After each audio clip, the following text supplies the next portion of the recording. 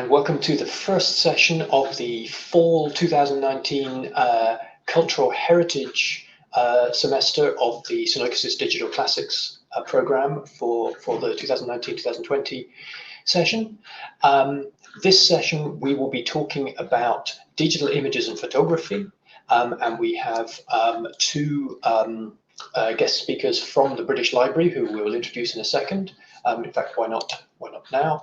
So we have Eugenio Falcioni and Rossitza Atanassova in the bottom right of your screen there, and they'll introduce themselves in a minute. We also have with us today the convener of this program, Valeria Vitale, who is in your top right, who will introduce herself in a sec, and also the godmother of SunoikisisDC Digital Classics, Monica Berti, there on your bottom left. So before further ado, I guess we'll start with Valeria, maybe saying a few words about the semester as a whole, and then we'll move on to the British Library. Yeah, thank you, Gabi. I just really a very brief introduction to this fall semester that it looks really exciting to us. We have quite a range of interesting approaches and topics. So for those of you that are not familiar with what we do this semester, we'll focus on digital culture heritage and what digital approaches can offer to our understanding, the way that we study, the way we communicate and preserve culture heritage. The way that the classes will be structured in generally speaking, we'll be having the topic introduced from let's say a more methodological perspective. We will try to frame it in a bit of an academic context. Then we will have some sort of technical overview, and then a discussion of case studies and applications. When possible, we will walk you through a practical exercise, and there will be some discussion between the speakers. But what we want to focus in particularly this year is a critical approach to digital culture heritage. And that, in our view, means on the one hand to think about why we have chosen to use these digital approaches. So what is the rationale behind it? That is not just pure technophilia, but what are we actually gaining using digital approaches to study cultural heritage, but also a concern that these technologies, they are not neutral, they're not objective, they are not innocent in a way, so they need to be used critically also from an ethical perspective. So welcome to this semester, and I'm really excited to be here for the first class with Eugenio Rossitza. Thanks, Valeria. One thing I wanted to add just before we go to the British Library is that if you're watching this live on YouTube, please feel free to leave comments in the live chat window, which you'll find to the right of the video. And particularly towards the end, when we hope to have time for a little bit of discussion, please feel free to post questions and comments directly in there, which we will then attempt to address in the following discussion at that point.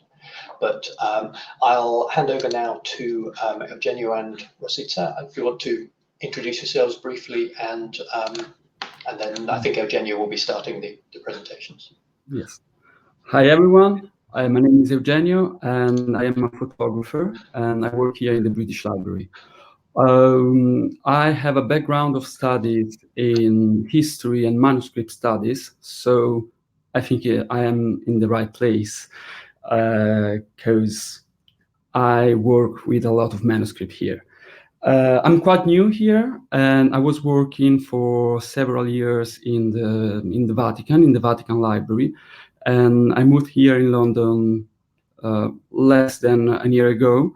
And I'm here to explain to you a little bit of photography of cultural heritage. If you want to introduce yourself. Hello, my name is Rossitza Atanassova. I'm digital curator focusing on digitization at the British Library. I've worked for the library for 15 years in many different roles, including as a curator of 19th century British printed collections and more recently as a curator of digitized collections. I also have a classics background, which dates back somewhat. And I will talk a little bit about metadata used for discovering and using digital images. Okay, shall I start with my presentation? So,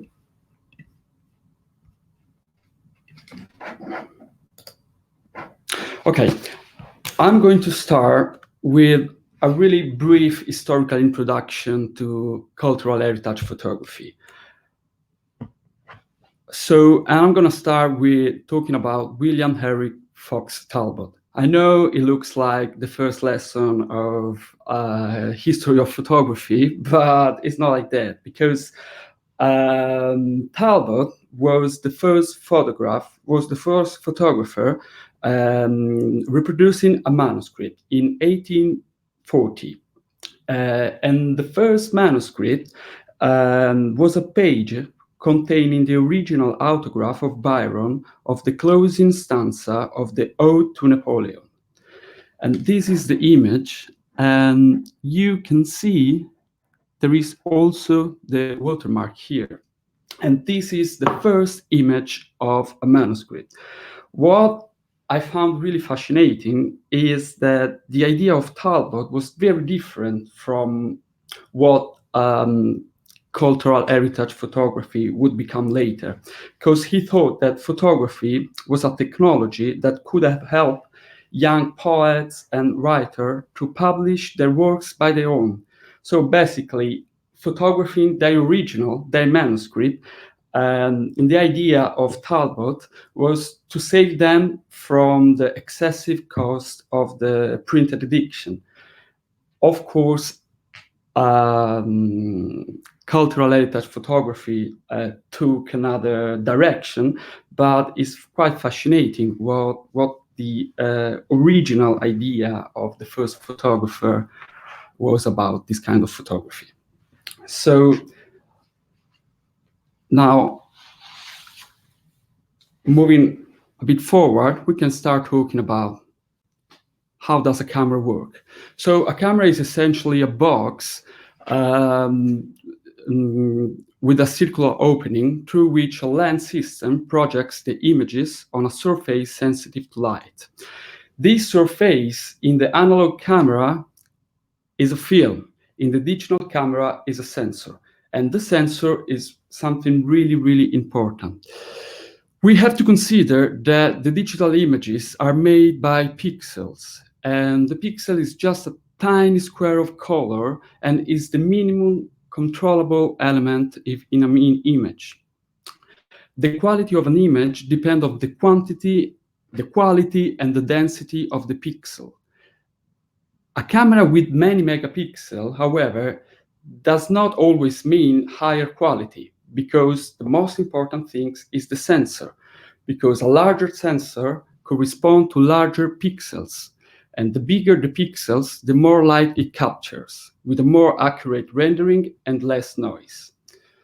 So there are sensors of any size. They could be really, really small, but we consider as a professional sensor, the sensor that is called full frame, measuring 36 by 24 millimeters, also known as the 35 millimeters. So let's have a look at the types of professional digital cameras that we use in cultural heritage photography. We have the DSLR, the medium format, and the large format. Let's have a look. So the DSLR is the easiest and cheapest camera between the professional ones. They could have a smaller sensor, but we consider as a professional just the ones with a full frame sensor, as I said before. They have we can change the lenses. They have a direct optical display. They are very flexible, but of course they are more expensive and complex to use than a compact or mirrorless or a bridge camera. The that are not professional cameras. Here we have the medium format camera, and the medium format camera consists of three parts: the digital back, and it's this part here where the sensor is located, the camera body, this part here, and of course different lenses. So as I said, the sensor is really, really important. So as you can see here, I don't know if it is clear, this is the full frame sensor, and this is the medium format sensor. Is more than the double. So it means that the quality is much higher than the full sensor one, because each individual pixel is larger than the one you can find in the full frame. And also, having a larger sensor, you can use larger lenses. The larger lenses have a superior optical quality. Then we have the large format camera. The large format camera, the terms comes from the film, where the film was actually like film sheets to attach to the camera body, which is called camera view. And those sheets were really, really big, like 4 by 5 inch, and the biggest one was 8 by 10 inch. Nowadays, there are no digital back of the same size, or maybe there are, but they are not so common, and they are very, very expensive. But what we can use the digital back of a medium format camera, and we can use it on the camera view. Why we do that? Because the camera view, which is actually the first typology of a camera that is the same one that was used by Talbot, basically. The camera view does some movement that can be utilized to adjust and correct the perspective, and allows to control the convergence of lines. And it's very useful in architecture photography and when we are capturing oversized items. This kind of camera has exclusive lenses. You cannot use the same lenses on a medium format camera or on a reflex camera. You can. And it's really complex to use, it's high professional, and it's very expensive. Also, another things to understand is lenses. We can say that we have 3 macro categories of lenses: the wide angle lenses that allows to shot with a wide angle view, and the focal length. The focal length is the distance between the center of the lens and the sensor, and is the way how we call the different lenses. The focal length is less than 50 millimeters. So going down, 35 is the most common one, even if it's not here. 35 millimeters, 28 millimeters, 14 millimeters is very, very wide. Then we have the standard lenses. The standard lenses are lenses with a visual angle similar to what a human eye can observe. And they reproduce practically without any deformation, and their proportions are not distorted. Those lenses are the most used in cultural heritage photography. If we consider cultural heritage photography as studio photography, because it could be also something that we do outside a photo studio. But we can talk about it later. And then we have the telephoto lenses. The telephoto lenses, they have a very narrow angle of view, but they allow to frame subjects that are at a great distance, magnifying the dimensions on the frame. They have a focal length ranging from about 80 millimeters upwards. Okay, let's talk about lighting. We have different kind of lighting. Of course, the first one is the daylight, but as I said, if you are in a studio, we don't have daylight. So we have the tungsten light, which is not very common anymore because it's really hot and the power consumption is really high and has a lot of infrared and ultraviolet. But back in the day, it was very, very common. The flash are still the most widely used, and they're controllable. They allow us to work with short exposure times, but they can be hot and they consume a lot of power. We have the fluorescent light. They are cold. They are low power consumption, but on the other hand, they need long exposure time and they can do spectral anomalies. The LED are probably the best nowadays. They are cold, they have a low energy consumption, they have no ultraviolet or infrared, but the time of exposure could be long, at least longer than the flash. So let's talk a little bit about the exposure control and the three pillars of photography. They are aperture, shutter speed, and ISO sensitivity. The aperture is the opening in a lens that allows light to pass to expose the digital sensor and is measured in f-stops. And you can see here, it's quite clear. So a larger aperture has more light, a smaller has less light. But related to the aperture, there's the depth of field, which is the distance between the nearest and the farthest object given a focused image. In general, a large depth of field is achieved by small aperture, and using a large aperture, the camera draws the central figure sharply, while everything in front and behind the figure appears out of focus. The shutter speed is the time during which the shutter remains open to allow light to reach the sensor. The longer it is, the more light comes. In a long photographic exposure, the subject movement, or also the camera shake, can be captured. And to avoid the motion blur, it is better to use a shorter exposure. However, using a very short exposure with flash, light could not sync. And you can see in the image the shutter closing. You can understand more or less from this image here. Then there is the ISO sensitivity. The ISO sensitivity is the sensitivity of the sensor. And basically, the higher it is, the more light is impressed in the sensor.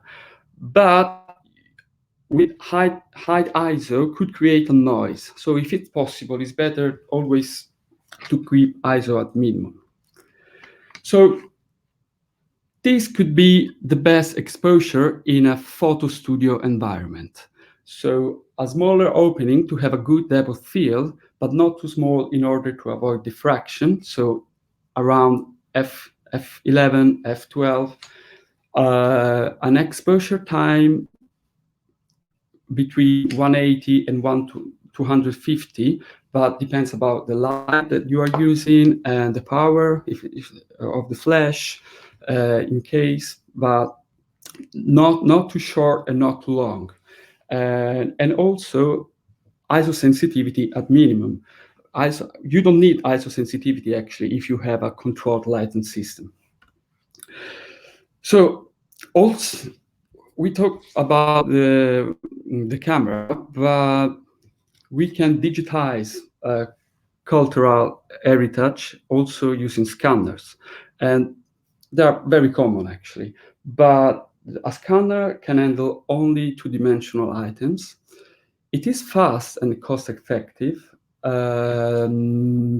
It's good because the reproduction of a book can be made per opening. It means 2 pages per scan, and you can do that with the camera. The top-hand scanners produce high-quality images. They are easy to use, and there are less chance of errors than a camera. They are ideal for mass digitization, but they have a limit in the size of the item to be digitized, and generally it's not possible to change the capture parameters. And there could be problems of conservation because of the glass, and when a book cannot be opened completely. So let's have a look at what we digitize, for example, here in the British Library. We have printed books, and here we have a scanner with a glass, and here we have a camera. Probably because this book here is not, the spine cannot support a complete opening, and so that's the reason why we use a camera also on printed book. Manuscript. This is a typical workstation in a photographic studio in a library. As you can see here, we have two flashes, and they are at the same position. They must be at the same position because the light must be completely uniform. The reproduction must be a flat reproduction. And we have a camera here, which is a medium format camera on a copy stand.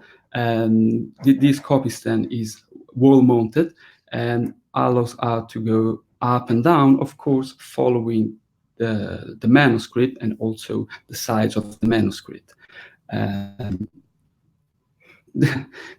This is a manuscript on the cradle, and we work like that, basically. We have, in this case, we have a ring flash, and it helps us to capture the brightness of gold in the illuminated manuscript.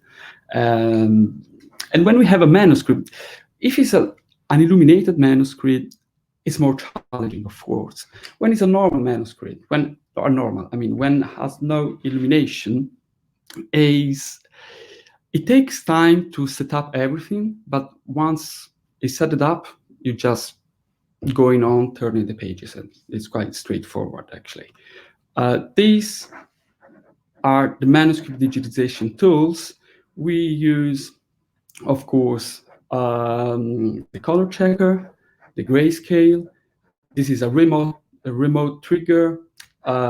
Foam, we use a lot of foam to support the spine, especially.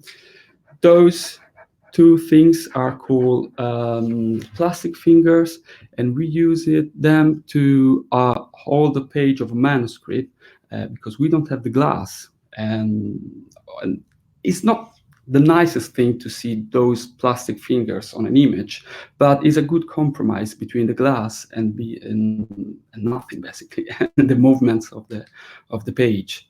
We have sandbags, and we use a lot of sandbags when we are digitizing, for example, scrolls, very long scrolls, to hold them. And the spirit level is always very useful because the camera and the manuscript must be in line in order to have the right focus.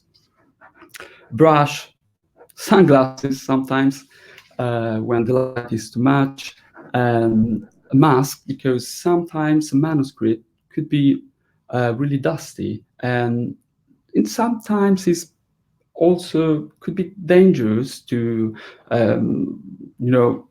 work on this kind of manuscript with a lot of dust. Then copy stand, scrolls. Okay, as I said before, scrolls are really long, sometimes could be meters long, and we are not able to capture them in one shot. So what we do is we do capture the scrolls in section, and after that we stitch the different section. There are different software. Photomerge is from Photoshop, but you can also find Autopano is really good. It's the one that I use, and they are open source, and so you can keep it in mind if you want to do also a panorama or whatever. Stitching is a great solution. We do photograph small three-dimensional objects. Here, wax tablet and ostraca, prints and drawings, and over maps and oversized items. And for that, we use the large format camera. And I can show you a little bit of a video about digitizing the biggest atlas of the British Library.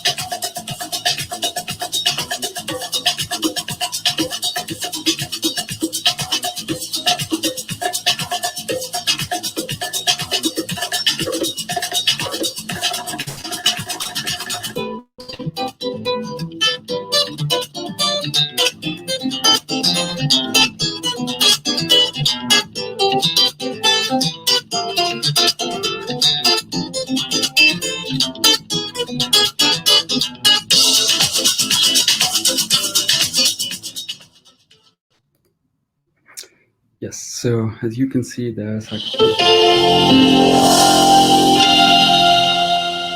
the end of the video. So, as you can see, there's a great details. So we use the large format camera for these kind of items. Also, yeah, another thing that we digitize are photograph and glass plates. And to do glass plates, you need a light box, and it's a different kind of digitization, and I'm not really specialized on that, actually. So what we do in order to preparing and handling original from imaging, we have to consider that the digitization process increase the amount of handling of an item, which can increase the risk of damage. So each item prior to imaging must pass the assessment of conservation, who might consider the item to be in a green, amber, or red state of preservation.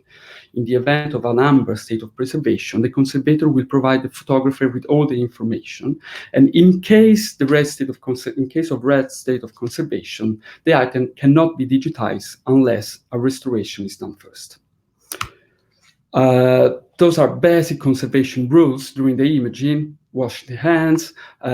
Gloves are not required, even if everyone thinks that they're mandatory, but it's not like that. And turning folios must be done slowly and avoid sudden movements. And don't try to force the opening if you want to capture writings into the gutter. It's better not to capture the tiny writings in the gutter rather than smash the manuscript. And of course, food and drinks are not allowed. After the digitization, there's always an image quality control, and those are the most typical issues: file names, orientation of the pages, missing pages, sharpness, sensor spot, lightning, and things like that. So now, briefly, I want to show you something about museum and monuments photography. This is a project that I was working when I was in Italy, and this is the Michelangelo's Pietà in St. Peter Basilica. And so we cannot consider it digitization. This is photography. It's something different. If you remember, I said before that in digitization, the flash, the lightning must be flat. Here, it's not like that. Here, we can decide we must decide the position of the flash and also the position of the photographer. Here, I was working without the tripod, but my camera was synced with the flash. And you know, when you produce images like that, it's different. This is not digitization. There is my sensitivity here, my interpretation, and you have to decide everything about this photography.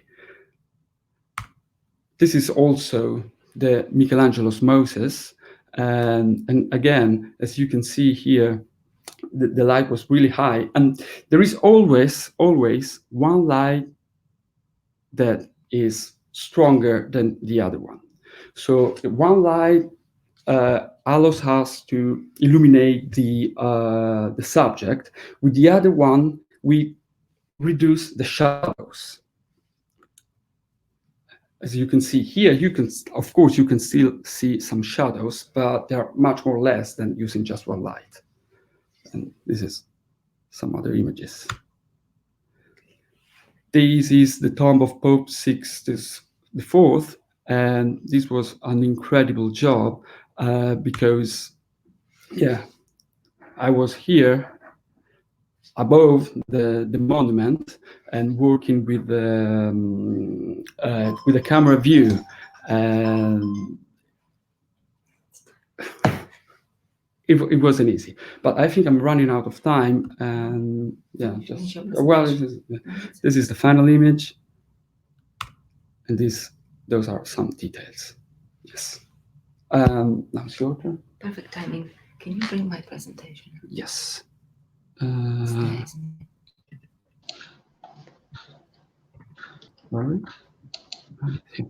So thanks a lot. That's great. And if anyone has any comments to make in between times, can I just say, am I right? Did I understand correctly from that video that the atlas you were showing, the Kremka atlas, it's as big as you? It's huge. It's huge. It's taller. Yeah, it's taller than us. Yeah, it's taller than us. Yes, yeah. Somewhere there's a photograph of our chief executive, the curator, next to it. Right. I think it's more than 2 meters high. Yeah. Right. Fantastic. Yeah. That was a great video produced by the imaging technicians at the British Library, and they're making a lot more of those about our Hebrew manuscript digitization also, and some other project. Good. Can I just make a very quick suggestion before you proceed? You see at the bottom of your screen, there's a banner down here saying that you are sharing the screen. Can you click on the hide link just right of that? Then it doesn't appear on YouTube. Yeah. Okay, thank you. Sure. Is it this one? Yeah. Okay, so I'm just going to talk very briefly about metadata for digital images. We've digitized the collection items. We've put them online ourselves and other cultural heritage institutions. So how do we find them? What information is there about these images? For those of you who haven't come across the term metadata, wondering what this exactly is, it's just information about the item we've digitized. So basically, it's a set of data that describes and gives information about other data. So this is one of the definitions, and a more technical definition describes it as structured information that makes it easier to retrieve, use, or manage an information resource. And that structure is very important because it helps us apply standards to it and use it effectively. So the reasons for creating and using metadata, well, the obvious one is that we want to store and make a resource discoverable. We want to be able to identify it, to manage the resource over time. So we talk about life cycle of preservation, management of collections, and the same thing applies to digital resources. We would like it to be easily discoverable and linked to other resources it relates to. And of course, we want it to be well used and reused, cited, and there's engagement with digital resources through crowdsourcing and all sorts of interesting work done with artificial intelligence, machine learning. So for discovery and access, the metadata provided about the resource is used by search engines, or it can be discovered within library and archives catalogs and digital repositories to search for your object of interest. Yesterday I was playing around with searching for Sir William Ramsay, images of Sir William Ramsay. Google Doodle had flagged up that it was his 160th birthday. He is a Scottish chemist. He was a Scottish chemist and Nobel Prize winner in 1904. So it was very easy to pull out images using Google image search, and some of the platforms on which these images were held were the Art UK Digital Library, the Wellcome Collections, Wikimedia Commons. So going through some of the results of my search, I could see different levels of metadata and different standards of describing the digital resource. So for instance, the image of Sir William Ramsay on the Art UK gave a little bit of information about the physical item, the original source for the digitization, a painting held by University College London, the measurements, the accession number, so they identify the institutional identifier for this particular item. It also gave information about the use, or rather the restriction around use of this image, all rights reserved, although it allows some use for non-commercial and private study purposes. And for any further use of this image, you have to go to the institutional website to find out details. So I also found this image, or rather the Google search took me to the Wellcome Digital Library. This is a photograph of Sir William Ramsay, and by right-clicking on the image, I chose Inspect, so I could find some embedded technical information about the image in the web browser, which gave me the dimensions, the size of the pixels for this image, the color profile for the image, RGB, some information about the server that supplied the image, tracing it back to the Wellcome, and some other information. I also was able to get more technical information about this image by downloading and opening it within the UrbanView open source software, and this gave me more technical information about the image, technical metadata around, again, the number of unique colors, the size of the pixels, the type of file, the size of the file, some other administrative information. So this is data called EXIF data. It is EXIF stands for Exchangeable Image File Format, and it stores technical metadata about the capture of the image, about the image characteristics, and it's automatically generated during the capture process. There's additional information that I am allowed to create, so metadata that I can supply to tag and describe the image I'm looking. For instance, I could add the title of the document. I did not know the author. This wasn't available in the Wellcome platform. And what I found out by looking at the metadata on the Wellcome Collections platform is that this image is licensed under Creative Commons attribution license, CC BY, so I added that to the metadata. So this is information you can add to generate metadata about the digital image you're looking at. The very useful metadata associated with the image is about what you could do with the image. As I mentioned, this image is licensed under the Creative Commons attribution license. The Creative Commons license, as you may well know, is a standard way of granting copyright permissions for creative, academic work, and ensures proper attribution, allows you to copy, distribute, or make use of the work. This particular license requires accreditation, and there is a suggestion of how to credit the image, Wellcome Collection, CC BY. And you can, of course, download and reuse the image into different file sizes, the original file size, which high quality, high resolution image, and a smaller JPEG format. I also found an image of Sir William Ramsay on the Wikimedia Commons. There, the file there can be downloaded in many different resolutions, as you can see at the bottom of the screen. And you can also download it in the highest possible resolution. You can download the original file, which is over 1 megabyte, and you can use smaller files. And so this allows you to download the file that meets your needs as a user.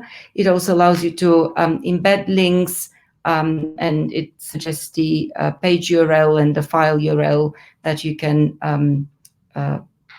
use to embed in other resources. It also provides information about the way you can use this image. This is a file. The file is in the public domain in the United States.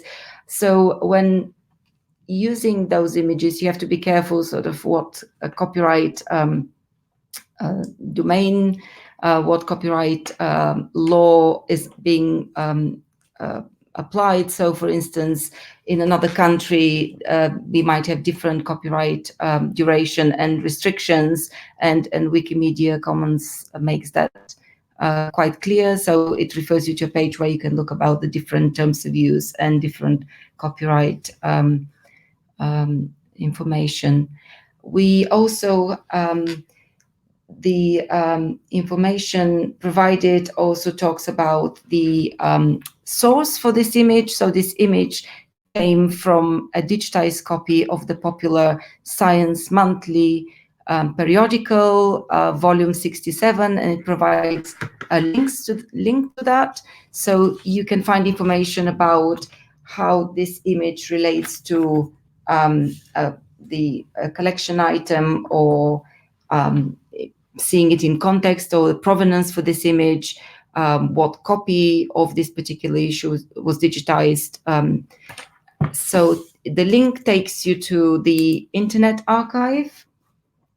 So the Internet Archive is a big digital resource which provides free access for researchers, historians, scholars, the print disabled, and the general public.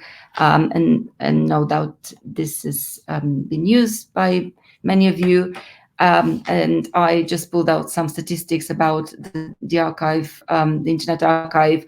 It holds not only images, 3 million images or 20 million books and texts, but also web pages. It's got a huge archived web pages, software programs, and videos, and so on. So the metadata allowed me to find the resource held on a different platform. So the metadata is used in this way to help you navigate to the different repositories holding the images. So the Internet Archive, the digitized copy of this periodical, of this particular issue of the periodical, comes with a lot of metadata on the Internet Archive. It gives you some of the descriptive metadata about the information about the copy that was digitized, coming from a library catalog, no doubt, publication date, subject, publisher, and so on. It also gives you administrative metadata, digitization related information, who supplied the book, where it was digitized, a lot of the technical information, the image, the technical standards used for the digitization, image capture details, and so on. It also has collection identifiers, and I've highlighted the ARC identifier. The ARC stands for archival key. It's a unique identifier for the image or for metadata associated with an image, and it's used by institutions to manage the digital libraries, but it's also used for discovery. I've also highlighted the full record, which can be downloaded in the MARC XML format. And the XML schema is used in coding metadata. It's easy to share. It can be read by machines as well as humans, well, better by machines.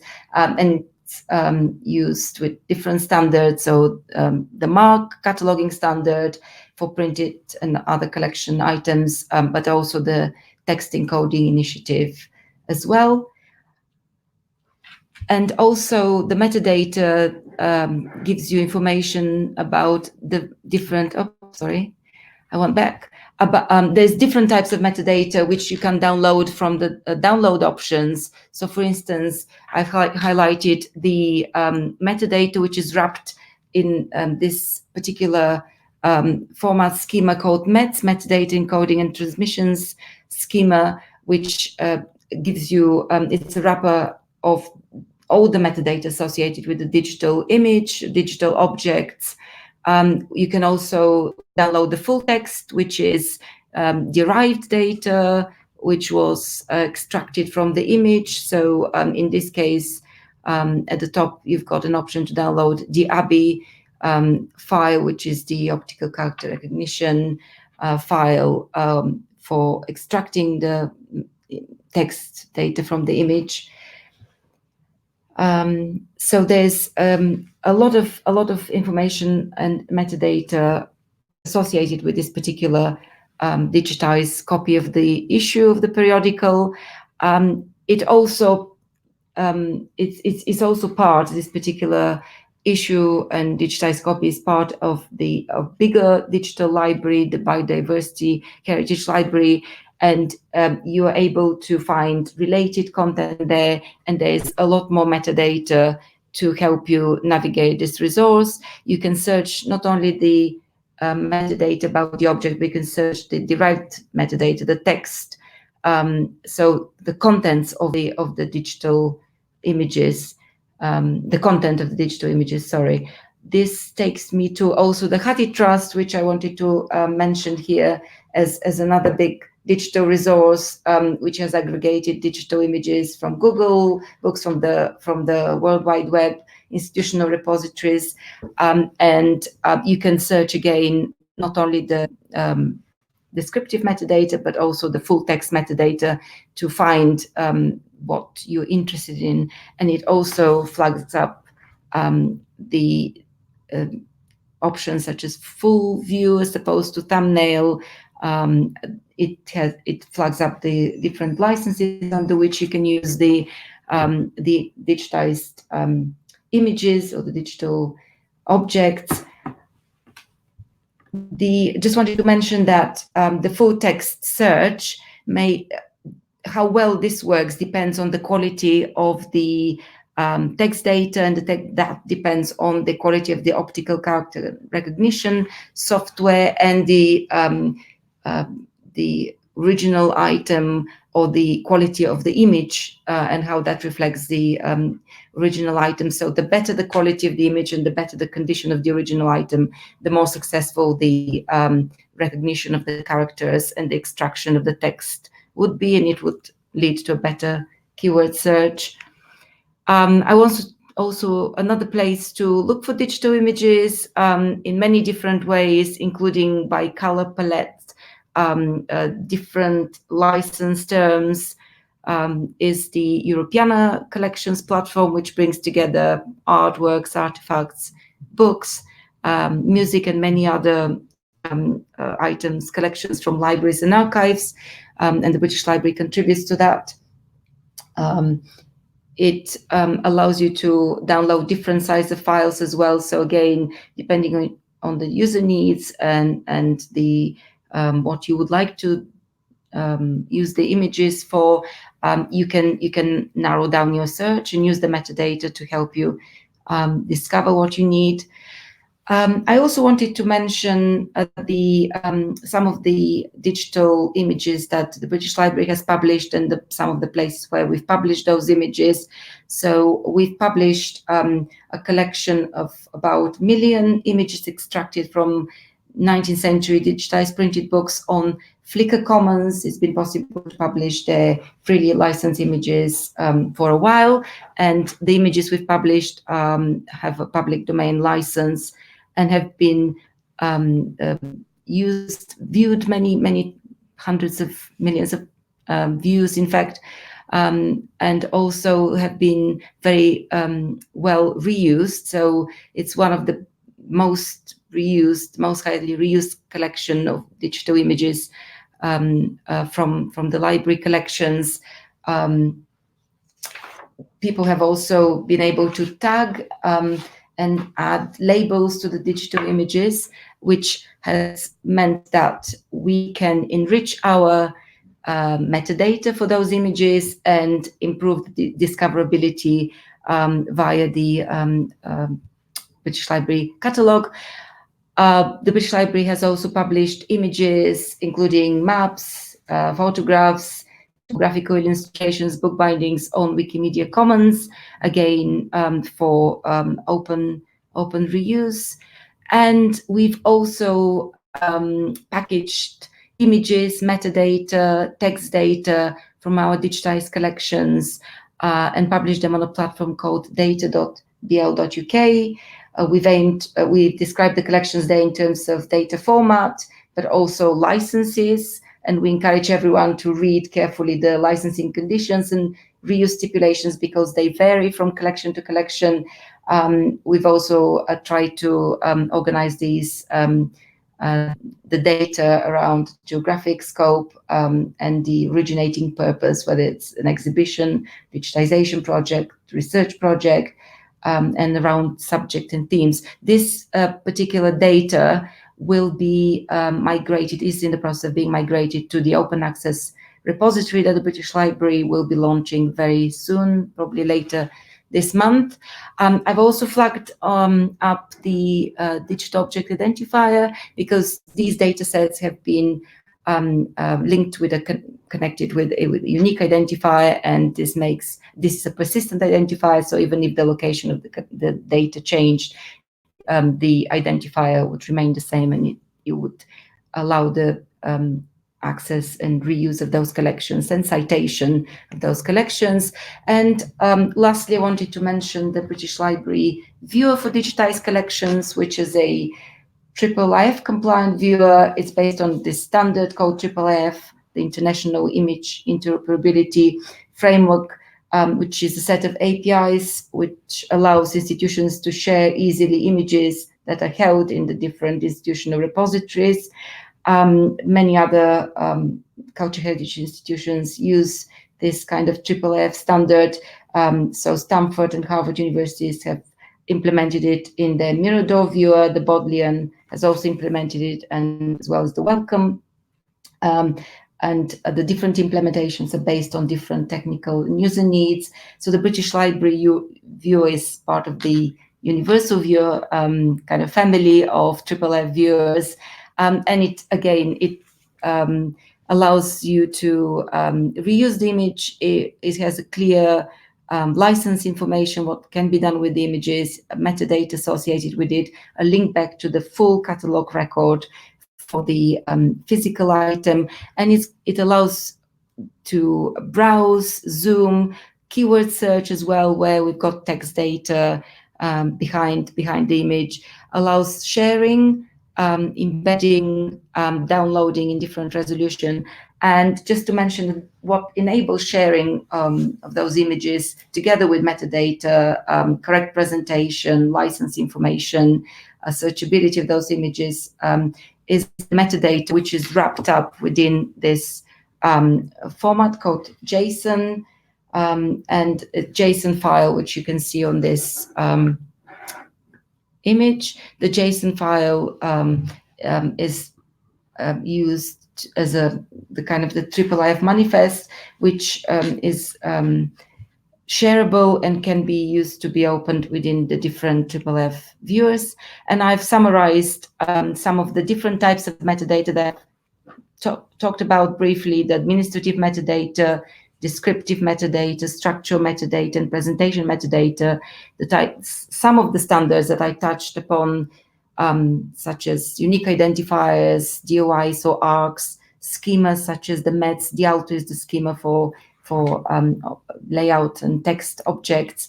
The way we can store metadata in XML or JSON formats. So this is for you to view and work with and investigate further in your free time. And I've provided some useful links about metadata standards and digital images resources. So that's the end of my presentation. Great, thank you, Rossitza. And Rossitza's slides are also downloadable from the Sunoikis session page on GitHub. So if you want to follow any of those links, you don't need to zoom in on YouTube and write them down. You can go get the PDF and click on those. And I think we'll hope to upload Eugenio's slides as well later. Okay, straight over to Eugenio for the final section. Then I should.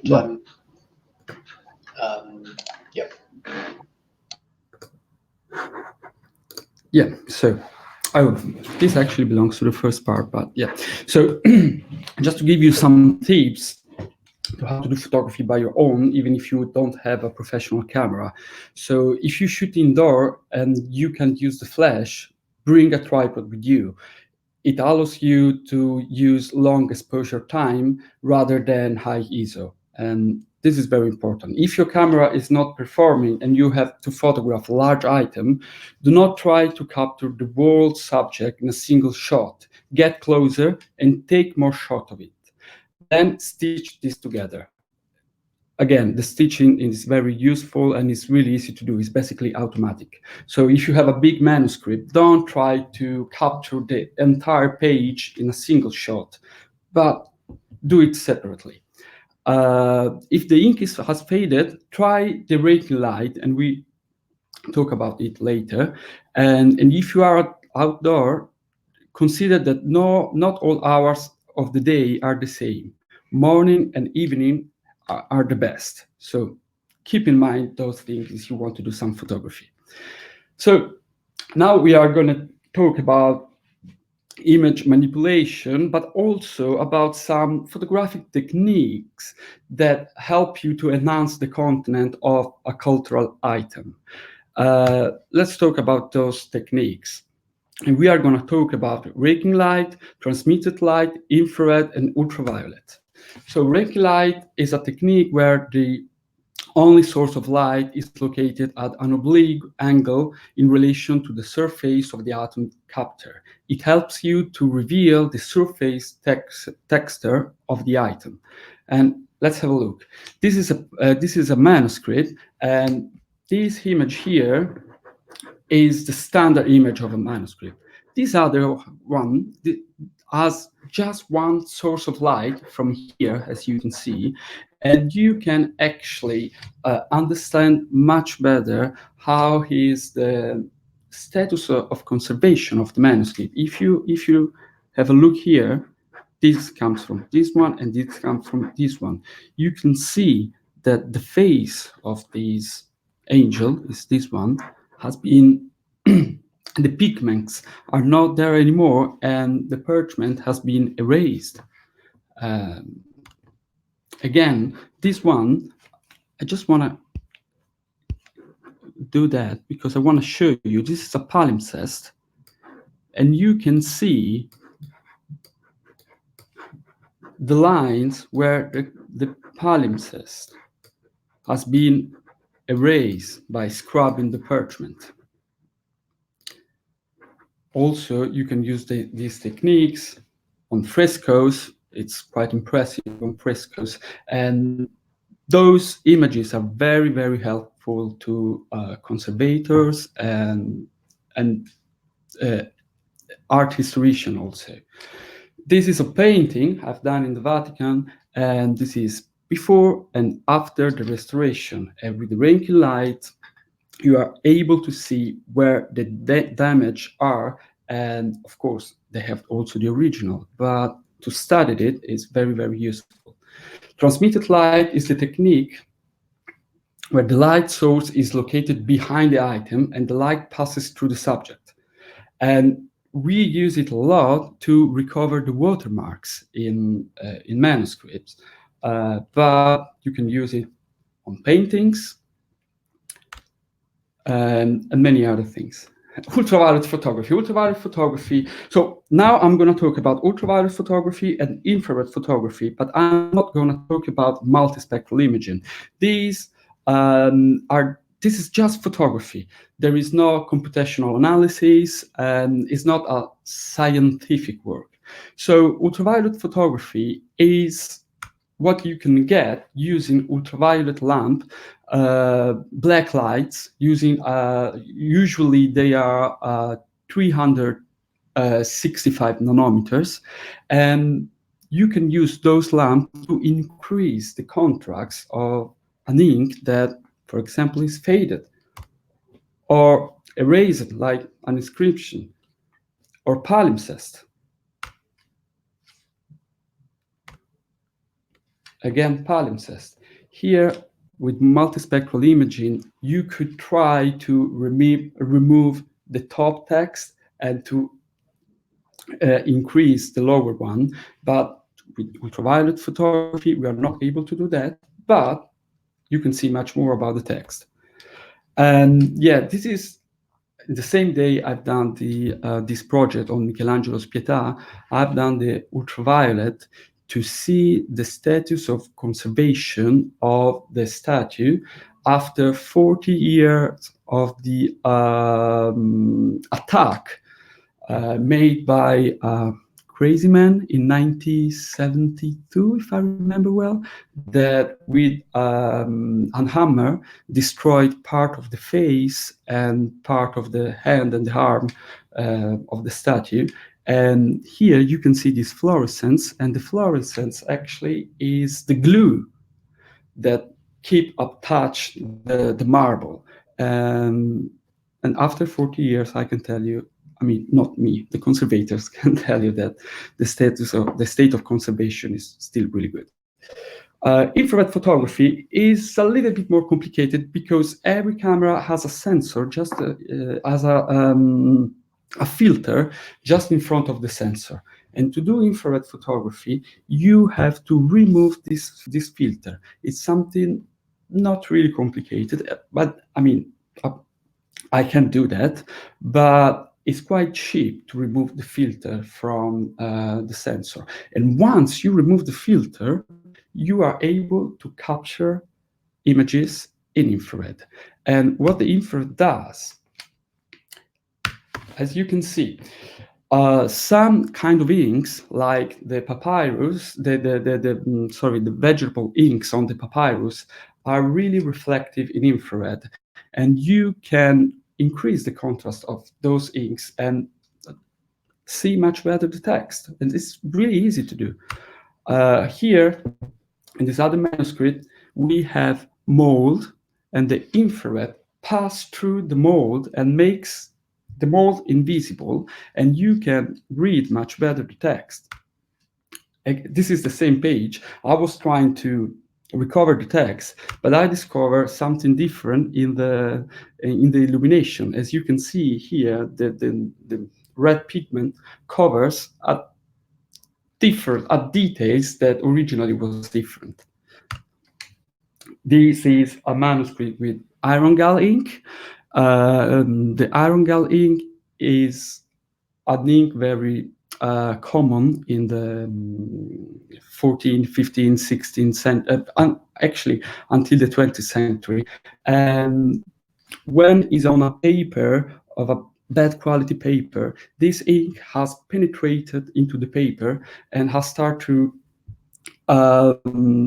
corroded the paper, and you cannot actually read because it looks very brown, but the infrared makes those brown areas much more clear, and you can actually read much better the text. So let's talk about image editing. So we have two kinds of editing. One is destructive and one is non-destructive. The first one, the destructive editing, is probably the most common editing because it's easier. And what it does, it alters the pixels directly. Usually, it works on a single level and works with tools like brushes and distortions that change the image forever. It's hard to undo, or because sometimes it can be too late if you work for too long on an image. Once saved, the image changes are not recorded. It's best to do a copy of the image before to start this kind of editing. It's easier and it requires less technical knowledge. The non-destructive one is less common. Pixels are unchanged, works with multi-layer, so you can actually remove a layer if you make a mistake. Works with tools like levels and curves, so it doesn't affect the pixel itself. Mistakes can be undone, and the image change could be recorded, but requires more technical knowledge. Okay, now the presentation is done, and if you want, I can do some demonstration. Yes, please. Okay, so I'll do the same image on Photoshop and on GIMP. I'll start with Photoshop because I'm more confident with Photoshop. So I'm sorry, it's in Italian, but I'm going to translate for you. So what I'm trying to do, I have this parchment, and as you can see, it's really dark. It's in a bad state of conservation. And here the problem is that the red, being so dark, has there's no contrast between the parchment and the ink. So what we can try to do is to recover the text. But to do that, first we start creating a new action. Action 1, okay. And we are recording this action. So now, because we don't want to work on the same layer, we create a duplicate of the layer, and it's here. And what we do, because in the red, there's a lot of, it's so dark, we go here, we are on the red, and we start removing the black. You see the difference? The black from the red. And this is one thing that we can do. So now it's still a little bit dark. So what we can do now is creating a new level. Right. And then we can use another tools.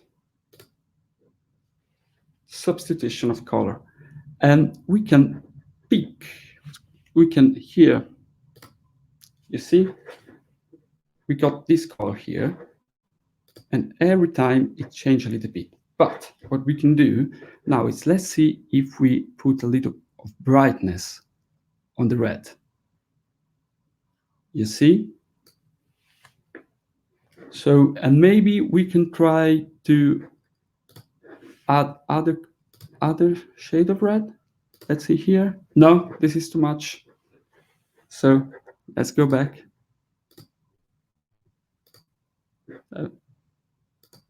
Sorry, let's start again. So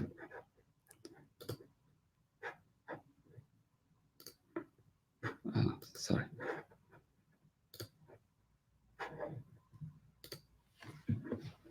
Yeah, so from here,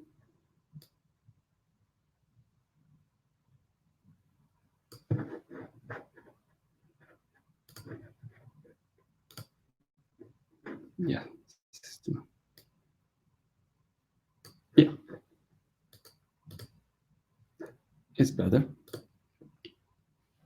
Now, what we can do, if you want to increase again the contrast, we can create a new one.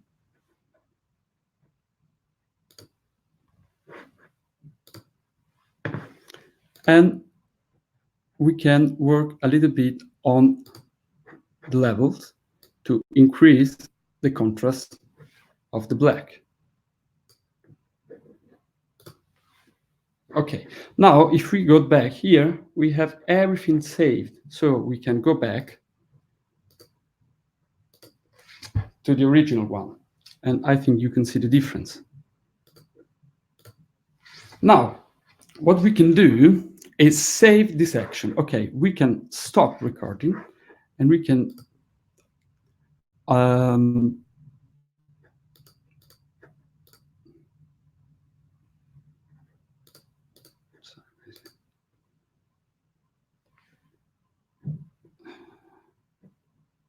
sorry.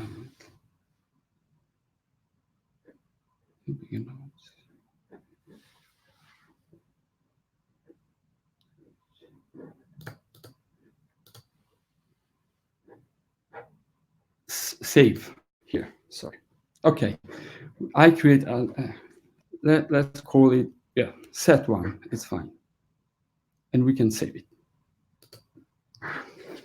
Okay, now I can close this one. I don't want to save. I can get rid of it. Okay, and let's open again these.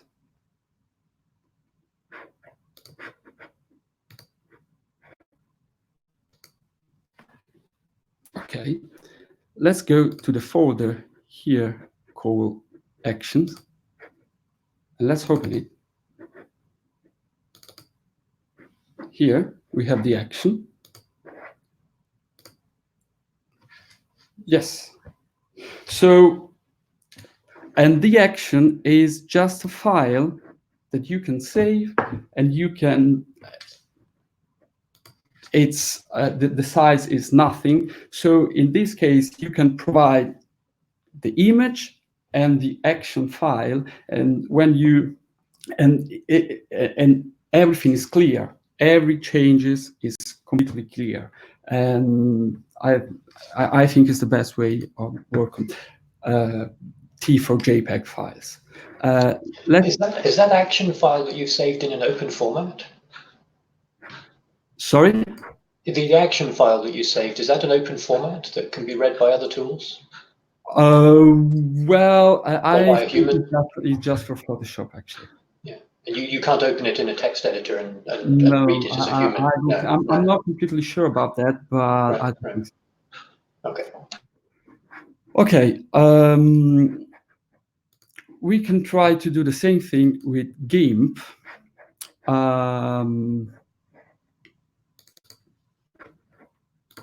Which is a little bit different.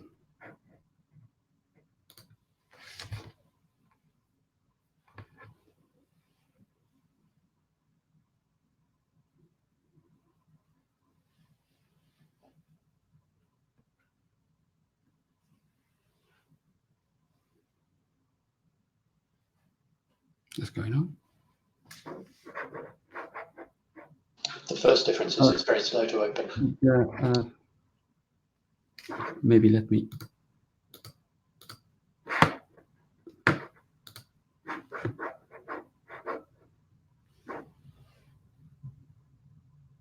Right. Okay.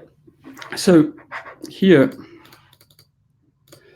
more or less, it could be the same. So we have the first image here. We can create a new level, and we can start here on saturation. We go again on the red, and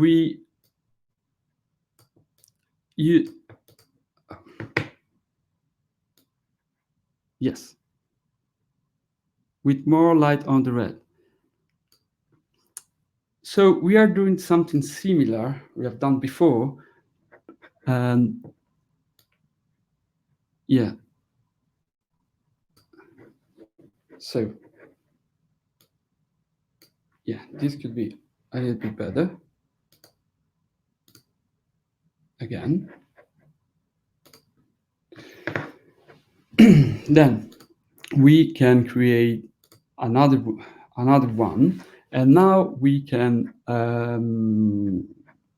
again works a little bit on the levels. So here.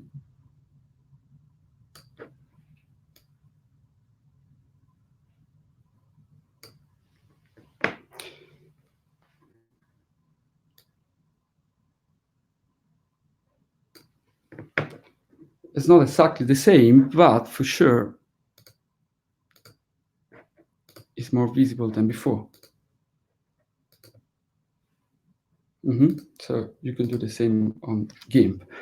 Now, I don't know how to save the action on GIMP. What can I do? I can save the image with the open levels.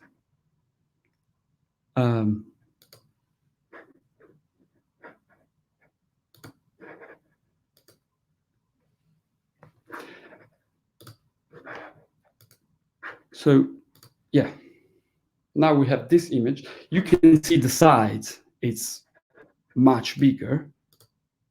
But doing that,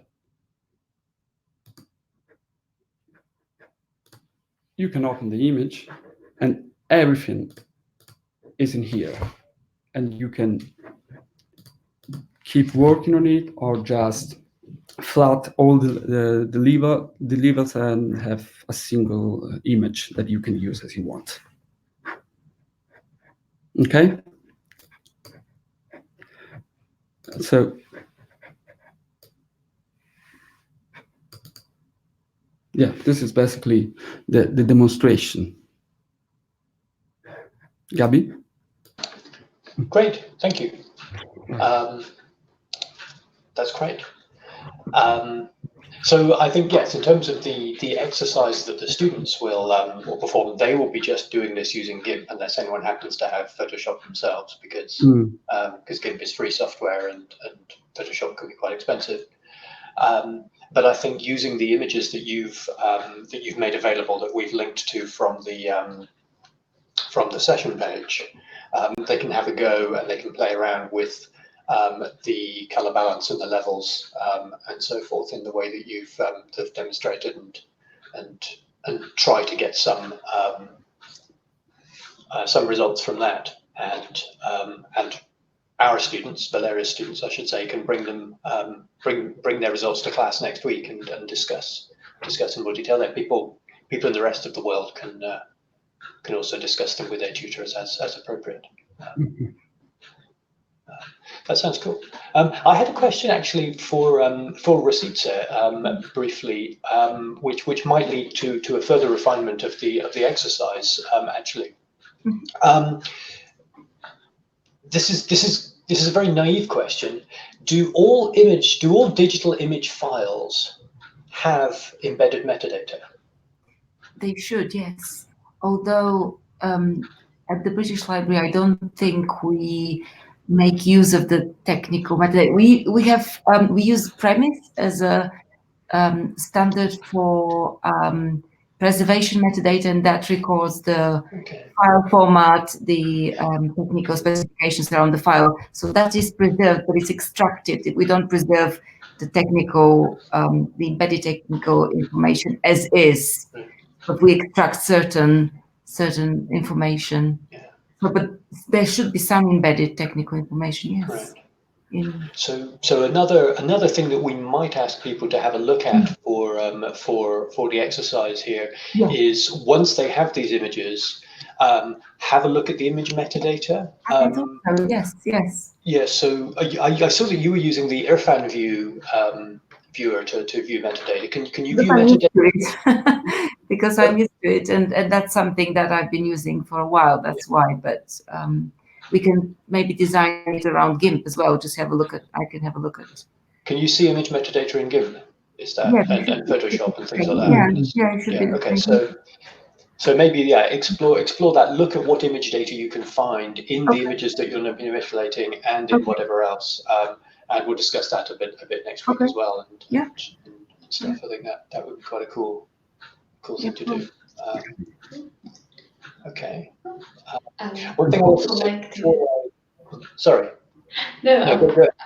I wanted to thank you both for your talk. I just wanted to add, for the students that are watching this, at least for the students that we have in London, but probably for all the others, that you don't need to produce a great image. We are not assessing your technical skills in digital manipulation. You cannot become as good as Eugenio in less than a week. What we want is you to reflect on these processes, to reflect on what you're doing to the digital image, how are you changing it, what is your level of reality, authorship on this new image, how can you record information about the image. So explore the tools, discover what you can do, discover how the image changes, but don't worry if the result is not what you wanted it to be. This is not an art class.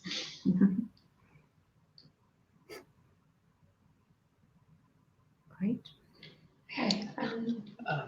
I was just glancing at YouTube to see if anybody was. I know there are still a few people still watching, so if anyone had any further questions, please do leave them in the chat box on the top right-hand side, and we'll see them in here. In the meantime, I wanted very quickly to apologize for misspelling Eugenio's name at the beginning of the session in the banner, and I've corrected it in this banner at the bottom here, so apologies for that. And thanks to Valeria for pointing it out to me subtly in the background. Okay, maybe while we wait for people shy people on YouTube to ask questions, maybe I can ask a quick one to both of you, actually.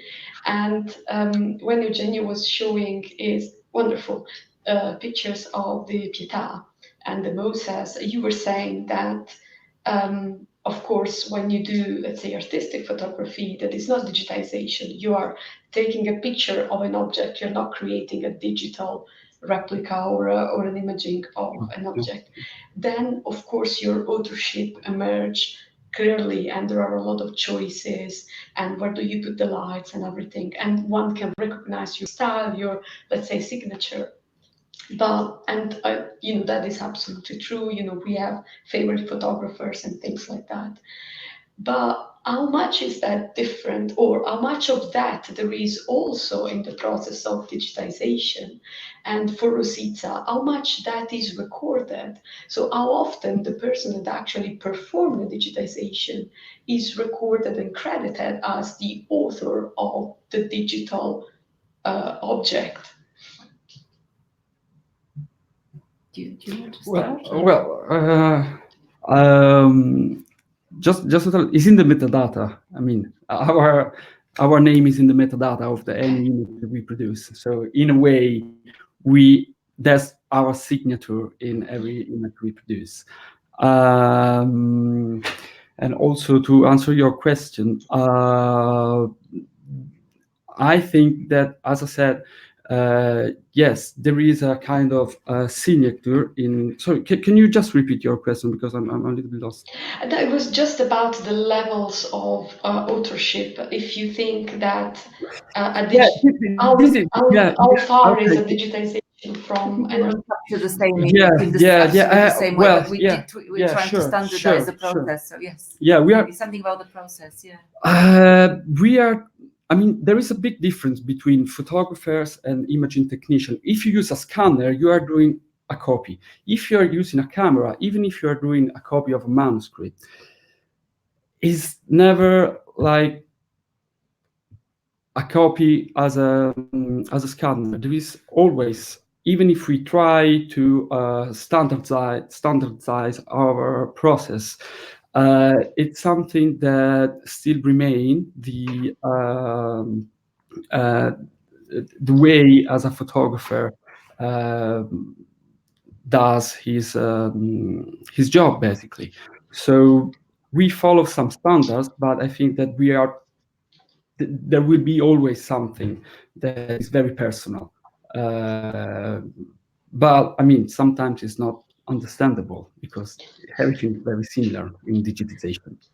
So, I mean, you made a point about the different types of cameras. So, depending on the equipment, the image will be slightly different. Or slightly different quality. Sure. Of course. Also, the number of pixels. The number.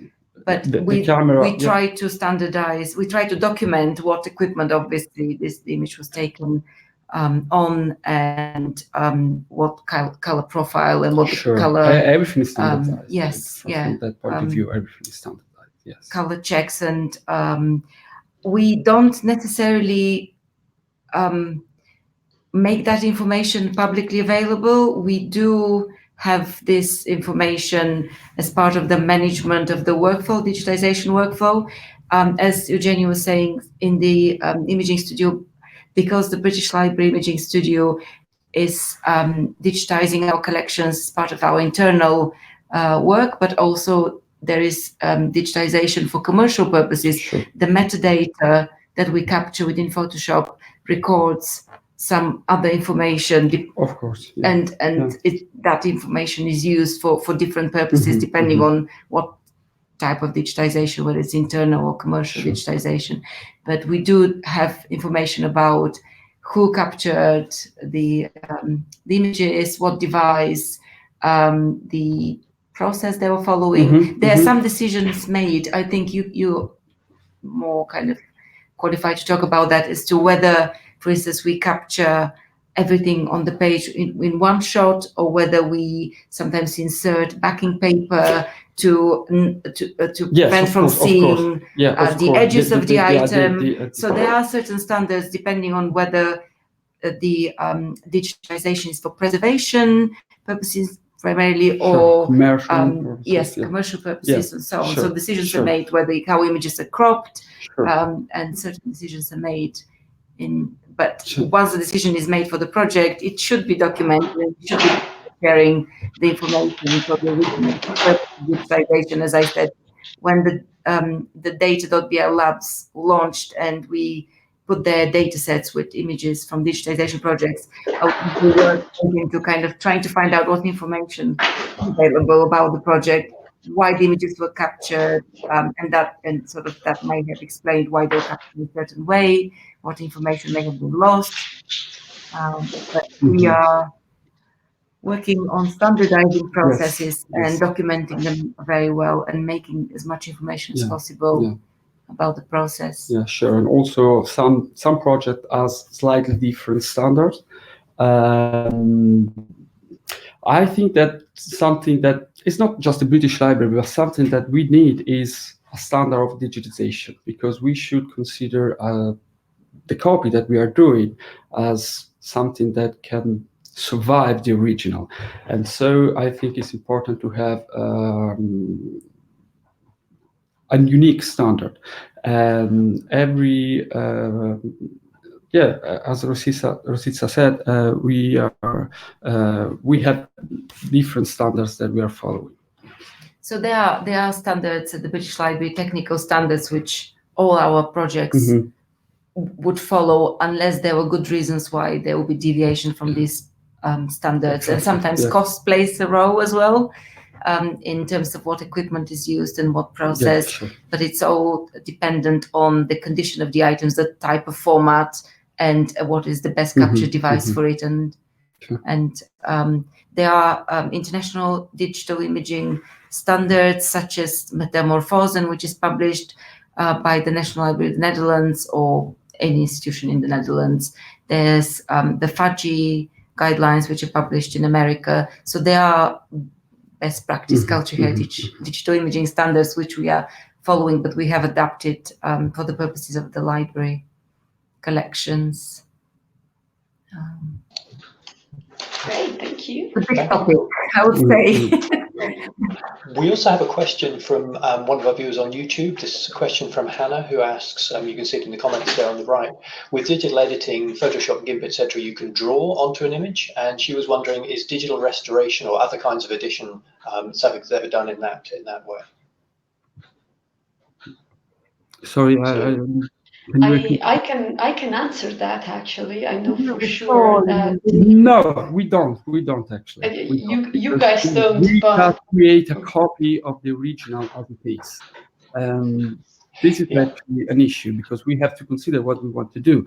But so far, digitization is considered just as a digital copy of the original. So we don't do, unless it's a specific request by a customer, but it's not part of the digitization standards. now I wanted to add that this is probably not, the cup of tea of the British Library, but Photoshop is used as a, let's say, a creative tool for restoration, and there are beautiful restorations of Pompeian frescoes for the Oplontis Villa that were done by the King's Visualization Lab, where faded bits of the fresco were redrawn in Photoshop, obviously following the traces of the original patterns, and they are really something. Yeah, I mean, we've seen examples in some of the slides of restorations. You showed a manuscript pre and post restoration. Doing this restoration purely digitally would be the only non-invasive way of doing that, right? Yeah, I mean, sure. without any ink or anything touching the page. Yeah. So you can certainly see the value of doing it, that way. Yeah. I mean, I think this could be done, but what the library would preserve is the master image, which wouldn't have been interfered with. And then maybe, access formats like JPEGs or other formats which we use for online exhibitions or in other presentations, different contexts, which might be modified, but not in terms of us, the way we preserve it on display it on our discovery platforms for research use, because we want researchers to see a surrogate, digital surrogate of the original as close as possible. I know heritage institutions are a lot more reluctant to restore objects at all than they were, say, 100 years ago. I mean, if you had a broken vase in your museum 100 years ago, you would almost certainly stick it back together again and put some bits in to fill the gaps. And maybe 150 years ago, those bits, you would make them look as much as possible like the original. That has really been reduced recently to where now a lot of institutions prefer not to even reassemble it at all because the state it's any kind of restoration is partially destructive. But digitally, I guess you can do anything. Yep. Without you can't do anything, but nothing you do will be destructive.